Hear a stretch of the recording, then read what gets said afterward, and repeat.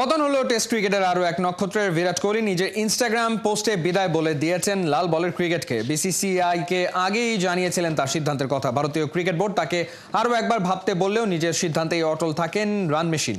King কোহলির বিদায় লগ্নের বিস্তারিত মোহাম্মদ আদনানের রিপোর্টে। দিন দুয়েক আগে সামাজিক যোগাযোগ মাধ্যমে একটি খবর ছড়িয়ে পড়ে, টেস্ট ক্রিকেট থেকে বিদায় নিতে চান বিরাট কোহলি। নিতে চান কথাটি এখন হয়ে গিয়েছে, নিয়ে ফেলেছেন।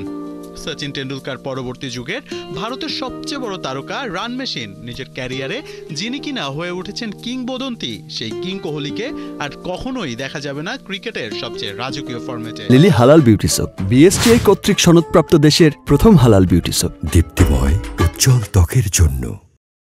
নিজের সোশ্যাল হ্যান্ডেলে খবরটি নিশ্চিত করেন বিরাট কোহলি নিজেই।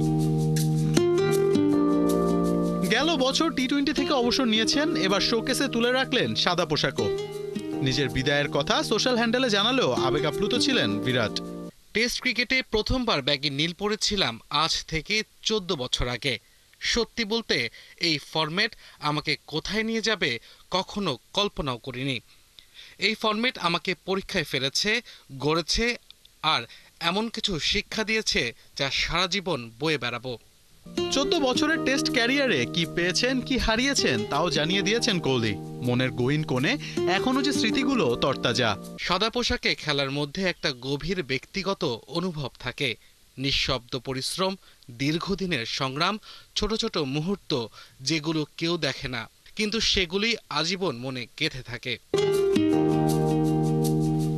গত নভেম্বর জানুয়ারিতে অস্ট্রেলিয়া অনুষ্ঠিত ভোডার গাভাস্কার ট্রফি থেকেই কোহলির টেস্ট ক্যারিয়ার নিয়ে আলোচনা হচ্ছিল। সেই সিরিজে 5 টেস্টে তিনি 9 ইনিংসে 23.75 গড়ে 190 রান করেন।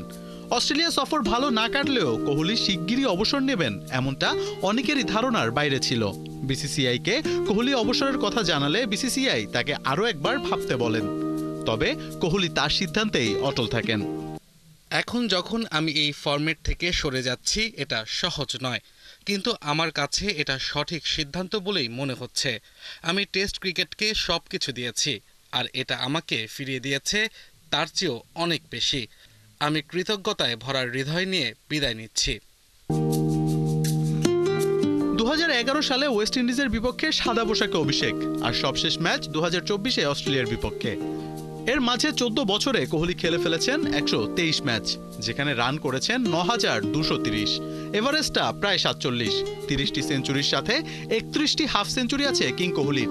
2019 সালে পুনেতে সাউথ আফ্রিকার বিপক্ষে করা নট আউট 254 রান টেস্টে কোহলির বেস্ট স্কোর। মোহাম্মদ আদনান, 71।